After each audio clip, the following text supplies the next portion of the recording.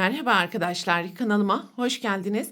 Bugünkü videomda yeni başlayanlar için kolay ve hızlı hediye fikirleri olarak değerlendirebileceğiniz tığ işi amigurumi balık anahtarlık yapılışını anlatacağım. Umarım sizler için faydalı bir video olur. Anlatımını yapacağım. Anahtarlık deseninde ben farklı renkleri kullanarak ördüm. Sizler de istediğiniz renkleri uyarlayabilir ve balıkları istediğiniz büyüklüklerde yapabilirsiniz.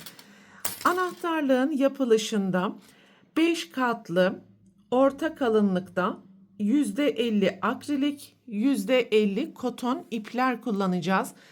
2,20 milimetre ile anahtarlıkları öreceğiz. Desteğinizi göstermek adına kanalıma abone olarak videomu beğendiyseniz haydi vakit kaybetmeden anahtarlıkların yapılışına başlayalım.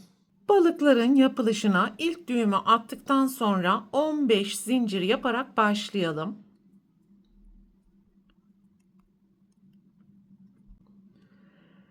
İkinci zincirin içerisine sık iğne,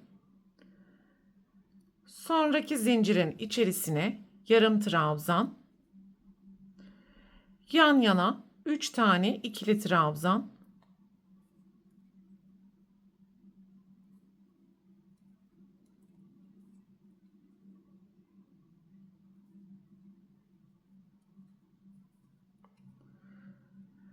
tığın başını 2 kez dolayalım. Yan yana 4 tane üçlü trabzan,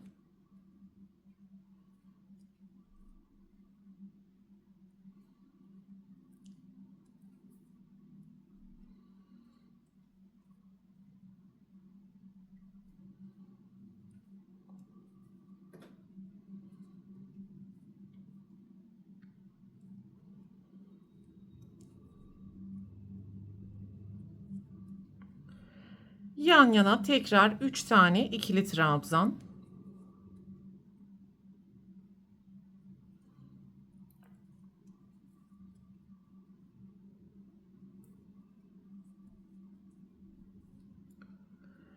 sonraki zincire yarım trabzan ve son zincirin içerisine sık iğne yapalım.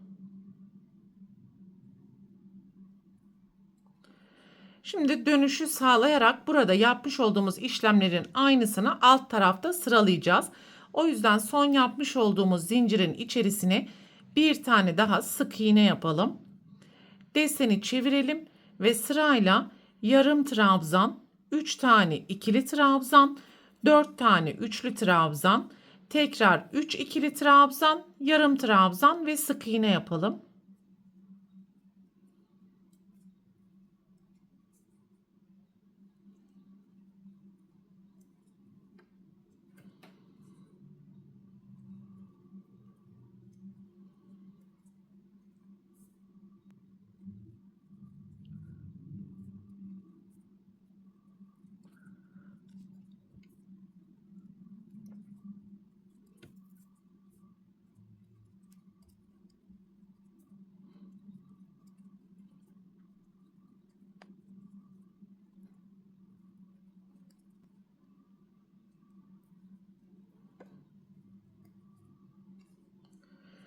Yarım trabzandan sonra son zincirin içerisine de sık iğne yaparak deseni tamamlayalım.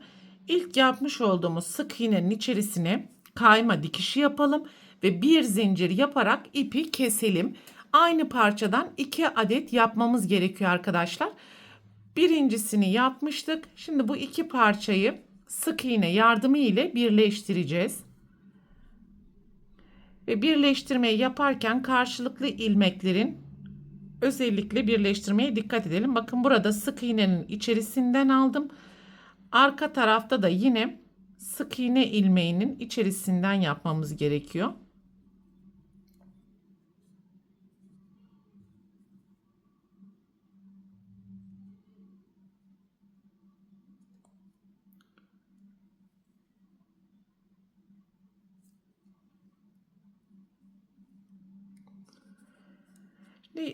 Öndeki ve arkadaki yarım trabzan ilmeğine 2 tane sık iğne yapalım.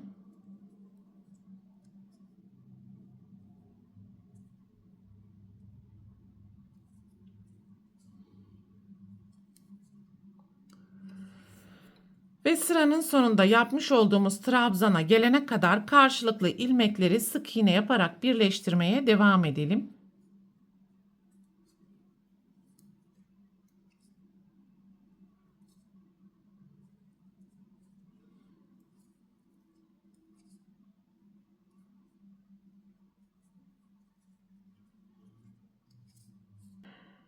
Öndeki ve arkadaki yarım trabzan ilmeğini 2 tane sık iğne yapalım.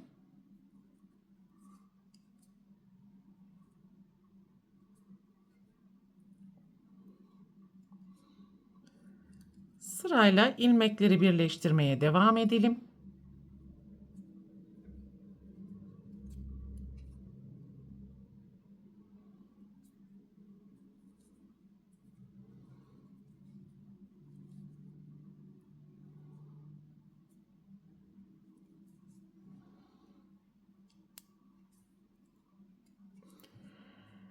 Yine öndeki ve arkadaki yarım trabzanın tepesine 2 tane sık iğne yapalım.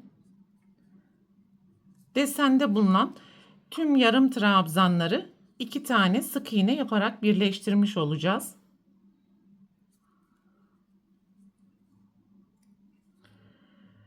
Şimdi burada yapmış olduğumuz dörtlü trabzana gelene kadar yan yana tekrar sık iğne ile birleştirmeye devam edeceğiz.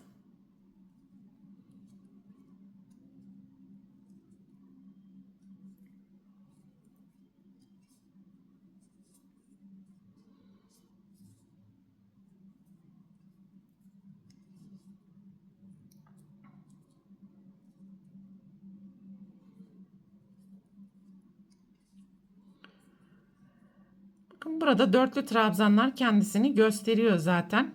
Dörtlü trabzana da önce sık iğne yapalım. 2 zincir, aynı boşluğun içerisine ikili trabzan yapalım.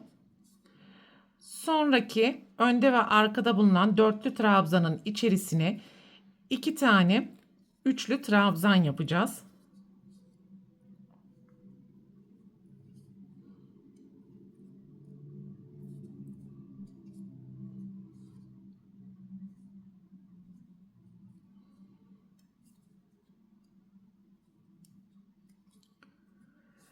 Sonraki dörtlü trabzana aynı işlemi tekrar edelim ve 2 tane üçlü trabzan yapalım.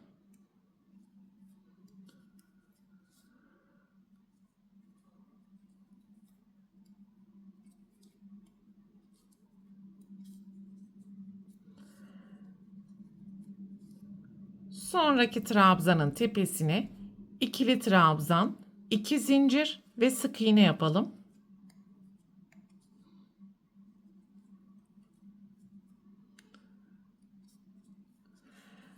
Bu şekilde tepe noktasından yüzgecini oluşturmuş olduk.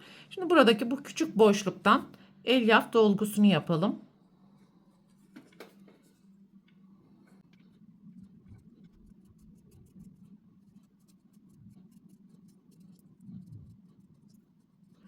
Kalan ilmekleri sık iğne yaparak birleştirmeye devam edelim.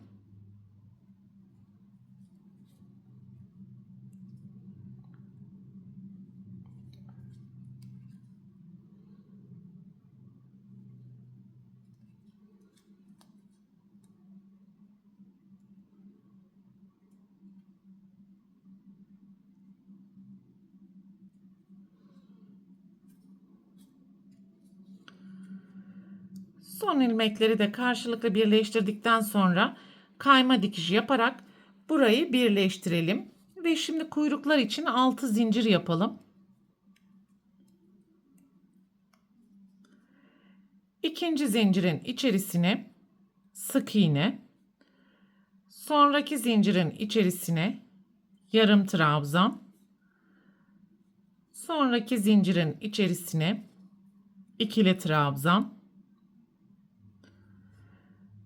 sonraki zincirin içerisine yarım trabzan ve son zincirin içerisine sık iğne yapalım. Aynı kayma dikişini yapmış olduğumuz boşluğun içerisine tekrar kayma dikişini yaptıktan sonra burada yaptığımız işlemi tekrar edeceğiz. 6 zincir yapalım.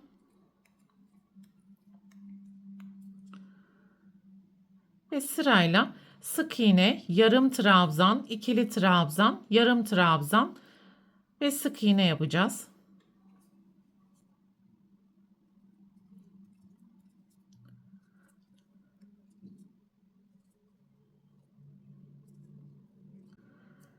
Son sık iğneyi de yaptıktan sonra bir sonra bulunan boşluğun içerisine kayma dikişi yapalım ve bir zincir yaptıktan sonra anahtarlık klipsini monte edecek kadar ip bırakarak ipi burada keselim.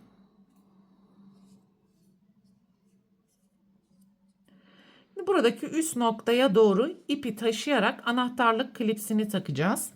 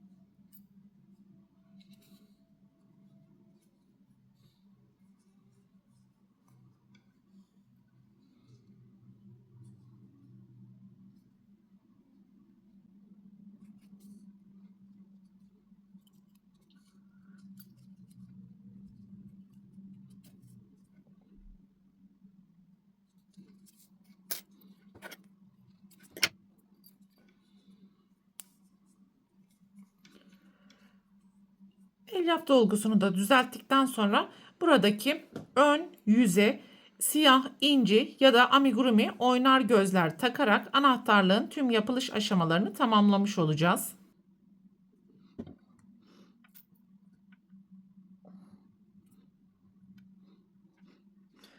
Evet, böylelikle anahtarlığı tamamlamış olduk arkadaşlar. Bu videoda anlatacaklarım bunlardan ibaretti. Umarım sizler için faydalı bir video olmuştur. Sonraki eğitim videosunda görüşene dek lütfen kanalıma abone olarak videomu beğenmeyi ve sevdiklerinizle paylaşmayı unutmayın. Hoşça kalın.